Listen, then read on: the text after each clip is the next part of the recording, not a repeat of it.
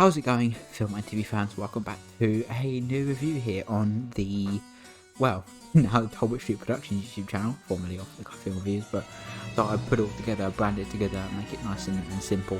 So, Talbot Street Productions, but this segment is still called Off the Cuff Film Review, so I'll still be referring to it as such. But today we are celebrating New Year. This is the New Year special. Last year's New Year special was Don't Look Up, a movie that I think is not as good as the one we're talking about today. If you don't really know what we're talking about today by the trailers, just to my, just there, but basically, no, not even there, and there. We're talking about Glass Onion, A Knives Out Mystery. Basically, this is Nice Onion. This is Nice Onion.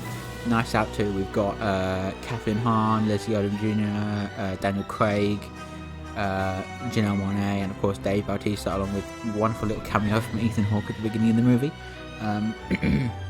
This is without a doubt one of the better movies of 2022, and it kicks off our end of year awards season reviews, although that had already been started with things like Decision to Leave and Everything Ever All at Once, which are big award contenders. Now, obviously the reason why Everything Ever has been covered is because it came out in fucking like May or June or something, but Decision to Leave, I just wanted to cover that one as quick as possible, so I did.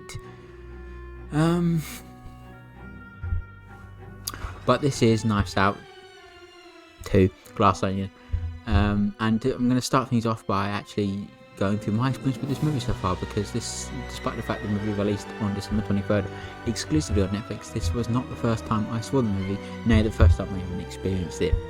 Back in October of this year, on October 16th, 2022, I was lucky enough to be able to see the movie with a few of my friends at the London Film Festival closing gala screening at the Everyman in Chelmsford, and that was a really fun experience. Obviously, it wasn't actually at the London Film Festival or the BFI, but it was listed as the closing gala, so it was the closing gala screening that was shown in a few different. Well, I mean, a lot of the London Film Festival stuff was shown in a lot of other cinemas beside the BFI. And this was just happened to be the closing gala, which was fun. However,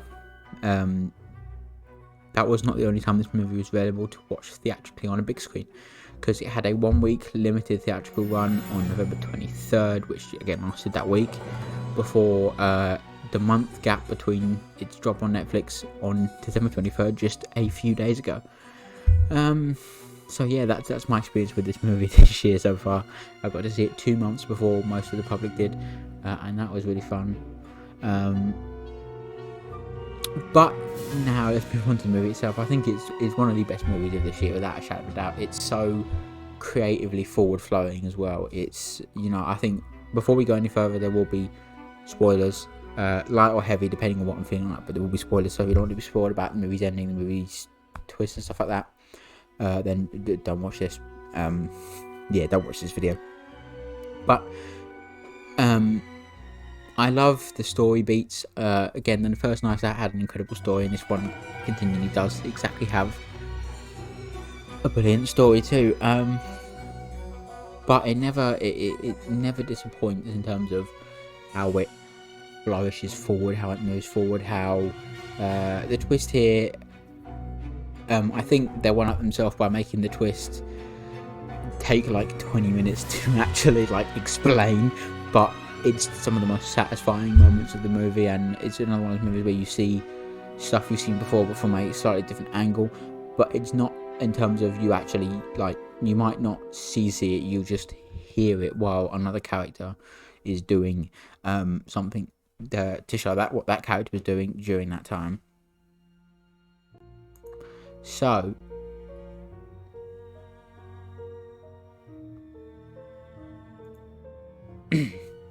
yeah, I think it has such a massive mystery to it. I think the cast is phenomenal performances from everyone all around. It just feels so rich with its storytelling, with its mythos, with its setting up of things as well. I'm going to go into spoiler territory here, so turn off the video. But for instance, there's at the beginning of the movie when they all meet up together, they all get shot in the mouth by this COVID gun vaccine. I don't know what it is, but Ethan Hawke shoots them in the mouth with this gun thing, and they get a band slapped on the wrist. But the interesting thing about that sequence is that Duke, played by Dave Bautista, mentions as it's not got. He goes like, "It's not got any pineapple. Duke doesn't mess with pineapple," or something like that.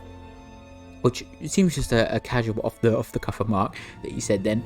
But when you get further into the story, you actually find out how important a plot detail that actually turns out to be for his character and his character's fate and the stupidity of the killer. In the movie, you find out that the killer, like obviously Duke in the movie, he dies by what looks like he chokes to death after drinking what people believe to be poison, and he dies. But it's revealed later on in the movie that it wasn't poison, it wasn't anything like that. It's simply that Duke had a pineapple allergy that was, fatal in large amounts, and the killer simply just poured a load of pineapple juice in his drink, or in the killer's drink, and then basically literally handed Duke the drink with the pineapple in it, and Duke drank it and he died. So honestly, it's funny to see Benoit realise how stupid the killer's plan is and how basic it is, and how a lot of the stuff the killer does is literally like, when we get to the end of the movie, it's revealed that the killer literally stole his almost kill of Janelle Monáe's character, Janelle Monáe's character's sister, Helen.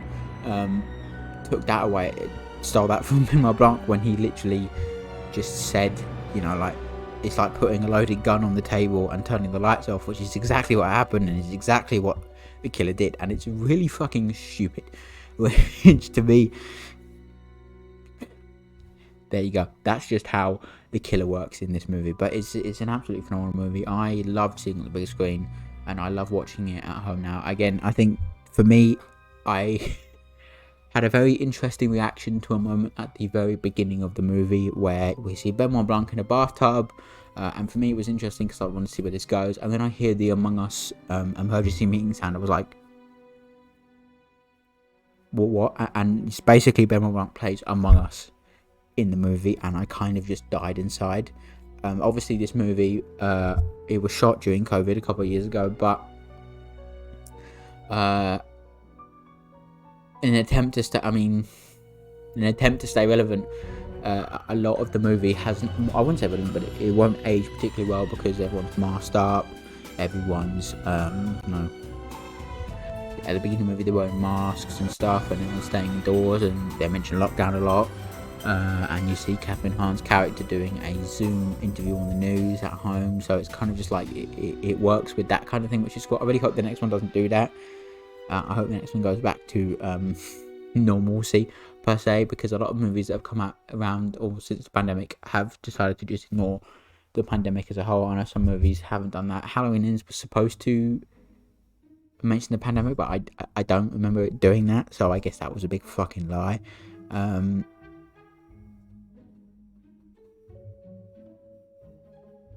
Yeah, it's such a fun movie. It's got great production design, great costume design, a great score from Nathan Johnson, the cousin of director Rian Johnson. But by the way, a little fun fact.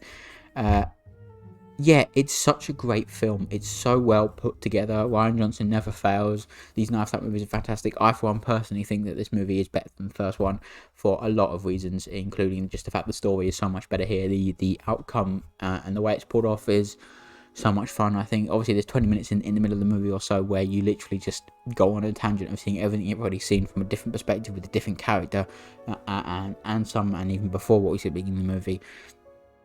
And well, I think that definitely doesn't take anything away from the movie. It keeps you invested because you're not seeing the same stuff in the same way, you're seeing it differently, I suppose. But that's fine, kind of a thing you see a lot of the time with movies that do that kind of thing.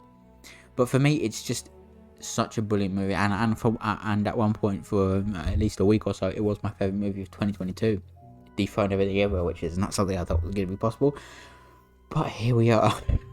Speaking of my favourite movies of 2022, there will be a 2022 ranked video. Now, unlike the one last year where it was my top 25, I will be discussing all of the movies I saw theatrically, which I believe at the time of recording sits at an interesting large number of around 72 films. However, that will definitely expand, as I know the one last year I didn't directly cover a lot of movies that were released in early 2022 in this country, in that were actually 2021 movies, like Licorice Pizza, like Nightmare Alley, like Boiling Point to an extent, although Boiling Point I do believe to be a 2022 movie personally, which is why it's on that 2022 list, because it had its proper theatrical and digital releases in 2020, so there was no release in 2021 for the movie, but it's just listed as 2021 on a lot of the sites. So yeah, but unlike that, this year I will be doing movies that come out. So my actual ranking of 2022 movies video will not be out until February, Marchish time, because I want to see stuff like The Whale, Empire of Light, Tar, movies like that. The Fabelmans is another one too. So yeah, rest assured, the top and the bottom are it's more so the top and the bottom movies, as in the top 10 and the bottom 10 are roughly about changed quite well. I say at least the top 10 changes quite often, and the bottom 10 are just haven't changed, but the middle stuff needs to be reshuffled a bit, so I will get around to doing that at some point. But yeah, Glass Onion and Life That Mystery is a fantastic film, a great film to end 2022 on. Obviously we're now in 2023, so happy New Year to everyone watching this video in 2023 on the New Year's, because this is the New Year special. I am recording this a little bit beforehand because, you know, it just makes life easier to get it in the can. And yeah, I just want to say thank you to everyone who watched anything in 2022, watched any of the videos, music, listened to any music, watched any of the short films.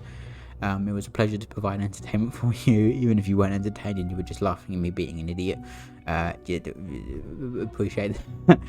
More reviews in this kind of style as well, with, you've obviously got the clips, the clips there and just there, you know, the videos, and then my face cam here. So hopefully this is what I want to stick with. I'll try and find, you know, most movies have 2 trailers, so there'll be the first trailer and the second trailer. For instance, here the top one is the teaser trailer, the bottom one is the second trailer. So yeah, I'll try and find, if there's movies that don't have 2 trailers, I'll find a TV spot, but most movies do have 2 trailers for the most part. There are a few that don't. Work with that. But yeah, thank you so much for watching this New Year special. Thank you for tuning into Talbot Street Productions and the Off the Cuff Film Reviews segment. If you're listening on the podcast, once again, that's cool, appreciate that. Obviously you can't see my face, so me talking about face cam is a little irrelevant for the podcast version, but that if you want to see my face, check out the YouTube version. And if you just don't want to see my face, and you prefer when I just have the trailers without my face, then go and listen to the podcast version. You won't get the trailers, but you won't get my face either, so I suppose that's a plus at the end of the day. Yeah, thank you so much for watching. I cannot wait to share all of the 2023 things with you, videos, reviews, short films, and of course Talbot working very hard behind the scenes. Shoot day for that is coming up in a couple of months, so I look forward to bringing that to you. Constant updates. If you want most updates, I have a blog now, check that out in the link tree. I most frequently update my Instagram and my more personal Twitter, where I occasionally tweet, but it's more the blog and the Instagram that you'd want to check out if you really wanted to update with what I do.